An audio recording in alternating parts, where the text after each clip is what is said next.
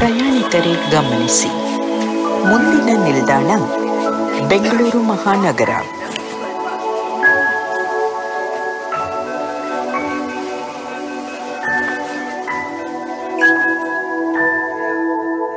ನಾನು ಅಪರ್ಣ, ಕನ್ನಡದ ಒಂದು ಮಧ್ಯಮ ವರ್ಗದ ಕುಟುಂಬದಿಂದ ಬಂದವಳು. ಮನೆಯಲ್ಲಿ ವಾತಾವರಣ ಹಂಗಿದ್ದಿದ್ರಿಂದ ಎಲ್ಲೋ ಗೊತ್ತಿಲ್ಲದ ಹಾಗೆ ಸಾಹಿತ್ಯ, ಸಂಗೀತ, ಸಾಂಸ್ಕೃತಿಕ ಲೋಕ ಈ ಕಡೆ ಹೆಚ್ಚು ಆಕರ್ಷಣೆ ಬೆಳೀತು, ಆಸಕ್ತಿ ಬಂತು. ಮುಂದೆ ನನ್ನ ತಂದೆ ಚಲನಚಿತ್ರ ಪತ್ರಿಕೋದ್ಯಮದಲ್ಲಿದ್ದರು, ಹಾಗಾಗಿ ಸಿನಿಮಾದವರ ಸಂಪರ್ಕ ಹೆಚ್ಚಾಗಿತ್ತು. ಮತ್ತು ಚಿತ್ರಬ್ರಹ್ಮ ಪುಟ್ಟಣ್ಣ ಕಣಗಾಲ್ ಅವರು ನನ್ನನ್ನು ಸಿನಿಮಾ ರಂಗಕ್ಕೆ ತಂದರು. ಮಸಣದ ಹೂ ನನ್ನ ಮೊದಲನೇ ಸಿನಿಮಾ.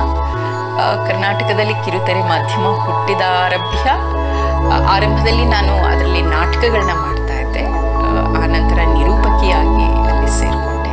ನಿರೂಪಣೆಯ ಎಲ್ಲ ಮಾಧ್ಯಮದಲ್ಲಿ ನಿರೂಪಣೆಯ ಎಲ್ಲ ಸಾಧ್ಯತೆಗಳನ್ನು ಗುರುತಿಸ್ಕೊಳ್ಳೋ ಹಾಗೆ ಮಾಡಿದ್ದು ದೂರದರ್ಶನ. ಕನ್ನಡ ಓದ್ತಾ, ಕನ್ನಡ ಬರೀತಾ, ಕನ್ನಡ ಮಾತಾಡ್ತಾ ಬೆಳೆದದ್ದು. ಕನ್ನಡ ಮಾಧ್ಯಮದಲ್ಲೇ ನನಗೆ ಅವಕಾಶಗಳು ಲಭ್ಯ ಆಗಿದ್ದರಿಂದ ಅದು ಹಾಗೆ ನಿರಂತರವಾಗಿ ನಡೀತಾ ಇದೆ. ಏನು ಜೋರಾಗಿ ಗಾರ್ಡನ್ ಸಿಟಿ ಅಂತಿದ್ವಿ, ಮೆತ್ತಿಗೆ ಆ ಹೆಸರು ಹೋಗ್ತಾ ಇದೆ. ಎಷ್ಟೊಂದು ಹಸಿರಿತ್ತು, ಎಲ್ಲಿ ಹೋಯ್ತು ಆ ಹಸಿರು. ಈಗ ಯಾಕೆ ಮತ್ತೆ ನಾವೆಲ್ಲ ಮನಸ್ಸು ಮಾಡಿದ್ರೆ ಒಂದಷ್ಟು ಹಸಿರು ವಾಪಸ್ ತರ್ಬೋದು, ಅದಷ್ಟು ನಾವು ಯಾಕೆ ಮಾಡ್ತಿಲ್ಲ ಅಂತ ಅನಿಸುತ್ತೆ. ಏಕೆಂದರೆ ಒಂದು ನಗರನ ಹಾಳು ಮಾಡೋದೇನು ತುಂಬ ಸುಲಭ, ಕಟ್ಟುವಿಕೆ ಇದೆಯಲ್ಲ ಅದು ತುಂಬ ತುಂಬ ಮನಸ್ಪೂರ್ವಕವಾಗಿ ಇವಾಗ ಆಗಬೇಕು. ಮುಂಚೆ ಸಹಜವಾಗಿ ಆಗ್ತಾಯಿತ್ತು, ಇವಾಗ ಆಗ್ತಾ ಇಲ್ಲ. ಪ್ರಯತ್ನಪೂರ್ವಕವಾಗಿ ಅದು ಆಗಬೇಕು. ಬೆಂಗಳೂರು ಮೆಟ್ರೋಗೂ ನನಗೂ ಅದು ಯಾವ ರೀತಿಯ ಸಂಬಂಧ ಅಂದರೆ, ನನ್ನ ಹಿಂದಿರುಗಿ ನೋಡಿದ್ರೆ ಅದು ಆಶ್ಚರ್ಯ ಆಗುತ್ತೆ ಮತ್ತು ತುಂಬ ಹೆಮ್ಮೆ ಅನಿಸುತ್ತೆ. ಒಂದು ದಿವಸ ನನಗೊಂದು ಕರೆ ಬಂತು. ಈಗ ಖಂಡಿತ ಒಂದು 10 ವರ್ಷದ ಹಿಂದೆನೇ ಆಗಿರ್ಬೋದು, 10-12 ವರ್ಷದ ಹಿಂದೆ. ನಿಮ್ಮ ಒಂದು ವಾಯ್ಸ್ ಬೇಕು.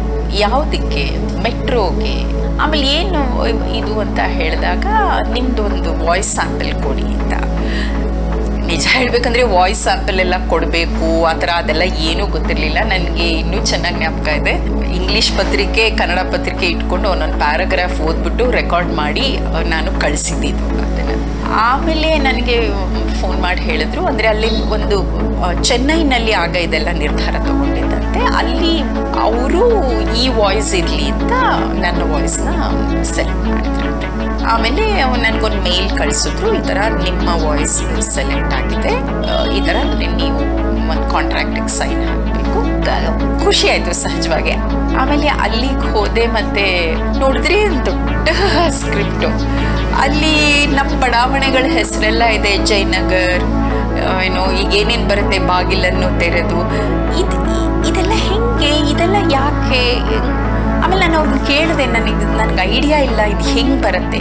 ಅವಾಗ ಅವ್ರು ಹೇಳಿದ್ರು, ಎಲ್ಲೋ ಮೆಟ್ರೋ ಸ್ಟೇಷನ್ ನಿಂತರೆ ಬಾಗಿಲು ತೆರೆಯುತ್ತೆ, the doors will open now, you need to be careful, ಇದೆಲ್ಲ ಹೇಳ್ತಾ ಹೋಗಬೇಕು. That's why we are recording all this ಅಂತ. ಅದಾಯಿತು. ಅದಾದಮೇಲೆ ಅಷ್ಟೇ, ರೆಕಾರ್ಡಿಂಗ್ ಮುಗಿದ್ದು ಎಲ್ಲ. ಆಮೇಲೆ ಥ್ಯಾಂಕ್ಸ್ ಅಂತ ಅವ್ರ ಮೇಲ್ ಕಳಿಸಿದ್ರು. ಆಮೇಲೆ ಏನು ಮೆಟ್ರೋ ಗಿಟ್ರ ಏನೂ ಶುರುವಾಗಿರಲಿಲ್ಲ. ಆಮೇಲೆ ನೋಡಿದ್ರೆ ಒಂದು ಫೈನ್ ಡೇ ಅಂತಾರಲ್ಲ, ಹಾಗೆ ಮೆಟ್ರೋ ಶುರುವಾಗುತ್ತೆ. ಬೈಯಪ್ಪನಹಳ್ಳಿಯಿಂದ MG ರೋಡ್, ಅದು ಫಸ್ಟ್ ಇದಾಗಿದೆ. ಖುಷಿ ಏನಂದರೆ ನನ್ನ ವಾಯ್ಸ್ ಬರುತ್ತೆ ಇಲ್ಲಿ ಈ ಥರದ್ದು ಅಂತ. ಮತ್ತು ಅಂದರೆ ಇನ್ನೂ ಒಂದೇನಂದರೆ, ಇಷ್ಟ ಆದ್ರೂ ನಾನು ಮೆಟ್ರೋನಲ್ಲಿ ಹೋಗಿರಲಿಲ್ಲ. ಆಮೇಲೆ ನಾನು ಹೌದು ಅಂದ್ಬಿಟ್ಟು ಒಂದು ಕುತೂಹಲ ಆಯಿತು, ಹೆಂಗೆ ಕೇಳುತ್ತೆ ನನ್ನ ಧ್ವನಿ ಅಂತ.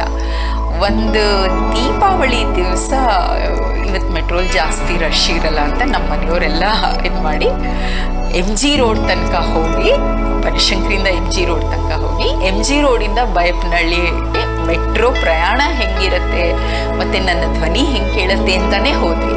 ತುಂಬ ಖುಷಿ ಆಯಿತು, ತುಂಬ ಹೆಮ್ಮೆ ಅನ್ನಿಸ್ತು. ಇವತ್ತಂತೂ ಹೆಂಗಾಗಿದೆ ಅಂದರೆ, ಕಾರ್ ಬೇಕಾ, ಮೆಟ್ರೋನಲ್ಲಿ ಹೊಟ್ಟೋಗೋಣ ಅನ್ನೋ ಮಟ್ಟಕ್ಕೆ ಎಲ್ಲರೂ ಮಾತಾಡ್ತಾರೆ. ನಾನು ಅದನ್ನು ಮಾಡ್ತಾ ಇದ್ದೀನಿ ಸುಮಾರು ಸತಿ. ಸೊ ಇಂಥ ಮೆಟ್ರೋ ಜೊತೆ ನಾನು ಧ್ವನಿಯಾಗಿದ್ದೀನಿ ಅನ್ನೋದೇ ನನಗೆ ತುಂಬ ಖುಷಿ ಅನಿಸುತ್ತೆ.